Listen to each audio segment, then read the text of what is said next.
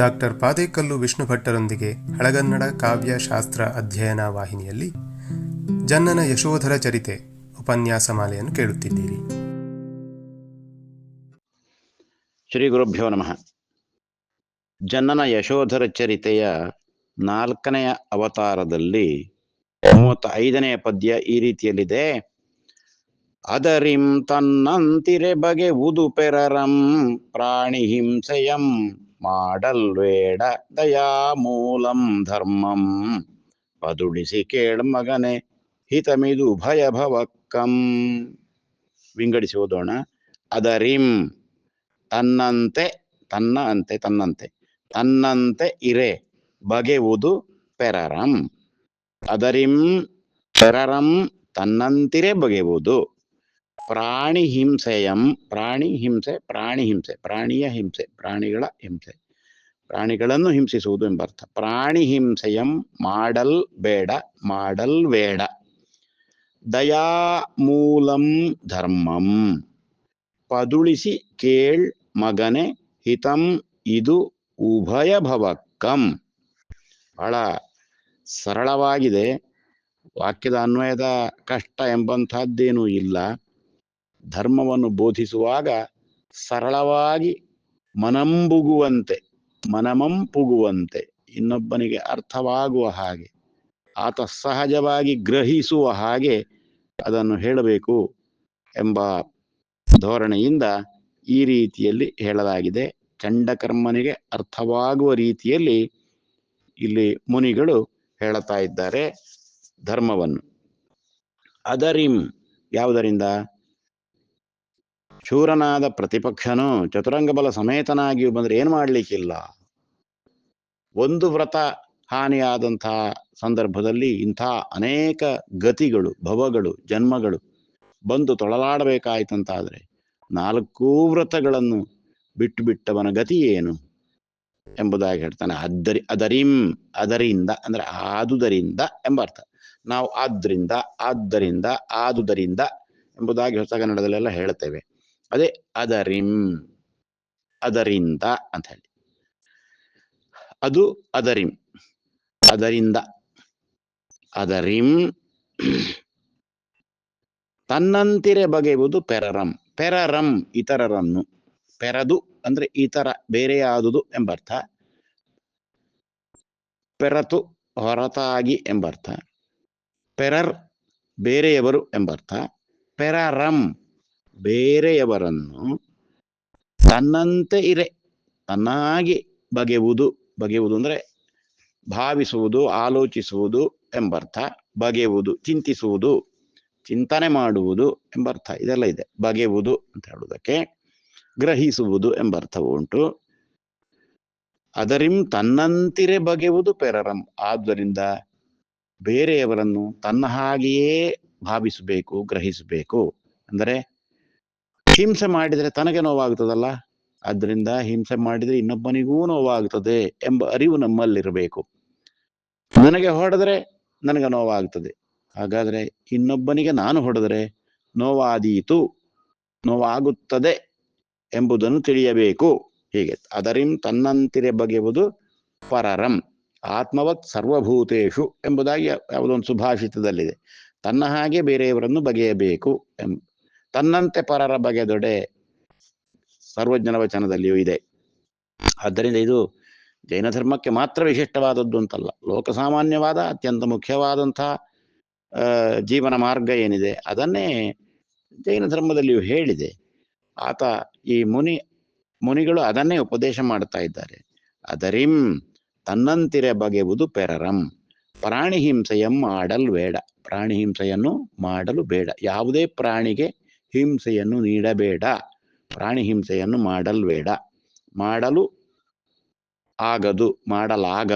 ಮಾಡಲ್ಬೇಡ. ಅಲ್ಲಿ ಮಾಡಲ್ಬೇಡ ವಕಾರ ಆದೇಶ ಆಗಿದೆ. ಮಾಡಲ್ಬೇಡ. ಬೇಡ ಎಂಬುದೇ ಮೂಲವೋ ಬೇಡ ಎಂಬುದು ಮೂಲವೋ ನಮಗೆ ಸ್ಪಷ್ಟವಾಗಿ ಗೊತ್ತಿಲ್ಲ. ವಕಾರ ಮೂಲವಾಗಿದ್ದು ಬಕಾರ ಆಮೇಲೆ ಬಂದದ್ದಿರಲು ಬಹುದು. ಮಾಡಲ್ ಬೇಡ ಅಲ್ಲಿ ಬಕಾರ ಅದು ಪವರ್ಗಕ್ಕೆ ಸೇರಿದಂತಹದ್ದು. ಪವರ್ಗಕ್ಕೆ ವಕಾರ ಆದೇಶ ಬರುವುದೆಂಬುದಾಗಿ ಕೇಶಿರಾಜ ಹೇಳ್ತಾನೆ. ಇಲ್ಲಿ ಬೇಡ ಎಂಬುದು ಪವರ್ಗಕ್ಕೆ ಸೇರಿದಂತಹದ್ದು. ಪರಪದದಲ್ಲಿ ಬೇಡ ಎಂಬುದಿರುವುದು ವೇಡ ಎಂಬುದಾಗಿ ಆಗ್ತದೆ. ಮಾಡಲ್ ಬೇಡ, ಪ್ರಾಣಿ ಹಿಂಸೆಯನ್ನು ಮಾಡಬಾರದು, ಮಾಡಬೇಡ. ದಯಾಮೂಲಂ ಧರ್ಮಂ, ಧರ್ಮಕ್ಕೆ ದಯೆಯೇ ಮೂಲ, ದಯೆಯೇ ಧರ್ಮದ ಮೂಲವಯ್ಯ. ಕೂಡಲ ಸಂಗಮ ದೇವ ಬಸವಣ್ಣನ ವಚನ ಇದೆ. ಅಂದರೆ ಧರ್ಮ ಬೋಧನೆ ಮಾಡುವಂಥವರು, ಜ್ಞಾನಿಗಳು, ಹಿರಿಯರು ಮಾಡಿದಂತಹ ಉಪದೇಶಗಳು ಸರ್ವಸಾಮಾನ್ಯವಾಗಿ ಇವೆ. ಇದು ಭಾರತ ದೇಶದ ಧರ್ಮಗಳು ಇವನ್ನೇ ಹೇಳ್ತವೆ. ದಯಾಮೂಲಂ ಧರ್ಮಂ. ಆದ್ದರಿಂದ ಧರ್ಮದ ಮೊದಲ ನಿಯಮ ಯಾವುದು ಅಂದರೆ ದಯೆ.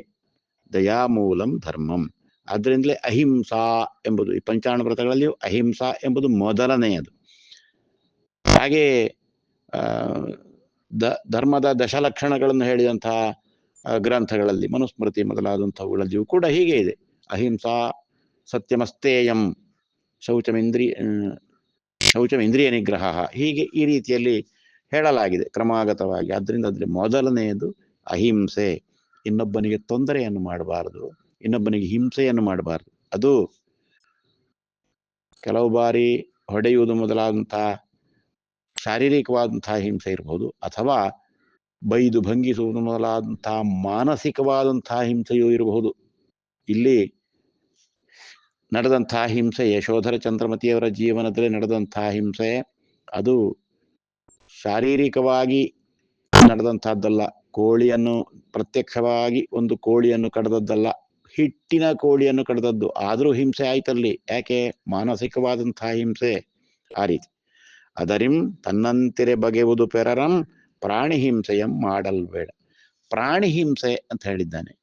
ಯಾವುದೇ ಪ್ರಾಣಿ ಎಂಬರ್ಥ. ಅದು ಈ ಚತುರ್ಗತಿಗಳಲ್ಲಿ ಬಂದಂತಹ ಪ್ರಾಣಿಗಳೆಲ್ಲ ಇರಬಹುದು. ಆ ಜೀವ ಒಂದು ಯಾವುದೋ ಗತಿಯಲ್ಲಿ ಬಂದಿದೆ, ಅದನ್ನು ಹೊಡೆದು ಬಡಿದು ಸಾಯಿಸುವಂತಹದ್ದು, ಆ ತರದ ಹಿಂಸೆ. ಅದು ಪ್ರಾಣಿಗಳನ್ನು ಆಹಾರಕ್ಕಾಗಿ ತಿನ್ನುವುದಿರಬಹುದು, ಇನ್ನೊಂದಿರಬಹುದು, ಮತ್ತೊಂದಿರಬಹುದು. ಕೊಲ್ಲುವಂತಹ ಅನೇಕ ಸಂದರ್ಭಗಳು ಬರ್ತವೆ. ಈ ಹಿಂಸೆಯನ್ನು ಮಾಡಬಾರದು ಎಂಬುದಾಗಿ ಹೇಳ್ತಾ ಇದೆ ಧರ್ಮ. ಪ್ರಾಣಿ ಹಿಂಸೆಯನ್ನು ಮಾಡಲ್ಬೇಡ. ದಯಾಮೂಲಂ ಧರ್ಮಂ. ಈಗ ನೇರವಾಗಿ ಚಂಡಕರ್ಮನನ್ನು ಉದ್ದೇಶಿಸಿ ನೀನು ಹೀಗೆ ಮಾಡಬೇಡ, ಧರ್ಮ ಹೀಗಿದೆ ಅಂತ ಹೇಳೋದು ಮಾತ್ರ ಅಲ್ಲ, ನೀನು ಹೀಗೆ ಮಾಡಬೇಡ ಎಂಬುದಾಗಿ ಮಾರ್ಗದರ್ಶನವನ್ನು ಮಾಡ್ತಾನೆ. ದಯಾಮೂಲಂ ಧರ್ಮಂ ಪದುಳಿಸಿ ಕೇಳು ಮಗನೇ. ನೋಡಿ, ಆ ಗುರು ಎಷ್ಟು ಪ್ರೀತಿಯಿಂದ ಹೇಳ್ತಾ ಇದ್ದಾನೆ ಮಗನೇ ಎಂಬುದಾಗಿ. ಶಿಷ್ಯನಾದವನು ಮಗನೇ. ಯಾವೊಬ್ಬನಿಗೆ ಕಲಿಸಿದವನು ಗುರು ತಂದೆಗೆ ಸಮಾನನಾದವನು, ತಂದೆಯೇ ಆಗ್ತಾನೆ. ಹಾಗೆ ದಯಾಮೂಲಂ ಧರ್ಮಂ ಪದುಳಿಸಿ ಕೇಳು ಮಗನೇ.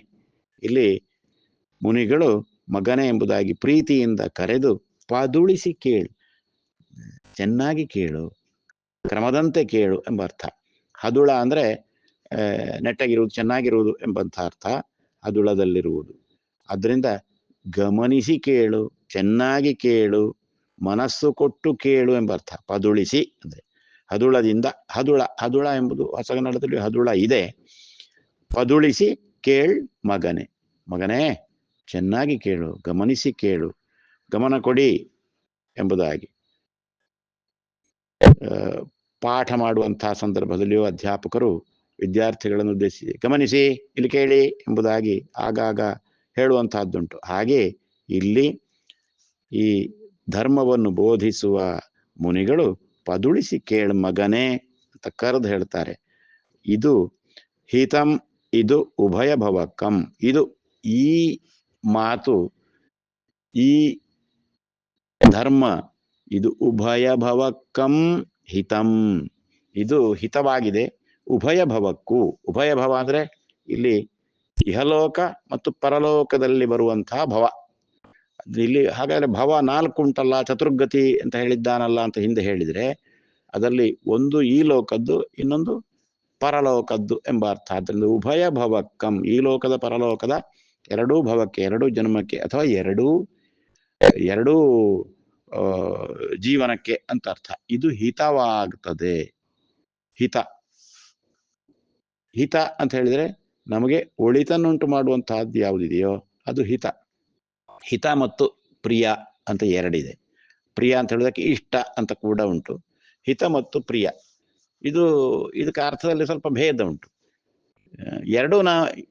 ಎರಡನ್ನು ನಾವು ಬಯಸುವಂತಹದ್ದೇ, ನಮಗೆ ಬೇಕಿದು ಅಂತ ಬಯಸುವಂತಹದ್ದೇ, ಆದ್ರೆ ಅದರಲ್ಲಿ ಇರುವ ವ್ಯತ್ಯಾಸ. ಹಿತ ಅಂದ್ರೆ ನಮಗೆ ಯಾವಾಗಲೂ ಒಳಿತನ್ನೇ ಉಂಟು ಮಾಡ್ತದೆ.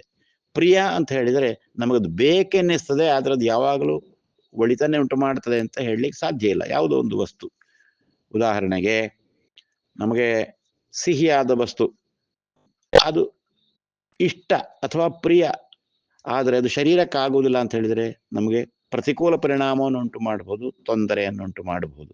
ಆದ್ದರಿಂದ ಅದು ಪ್ರಿಯ ಅಥವಾ ಇಷ್ಟ, ಆದರೆ ಹಿತ ಅಲ್ಲ, ಪರಿಣಾಮದಲ್ಲಿ ಚೆನ್ನಾಗಿರುವುದಿಲ್ಲ, ಆದ್ದರಿಂದ ಅದು ಹಿತ ಅಲ್ಲ.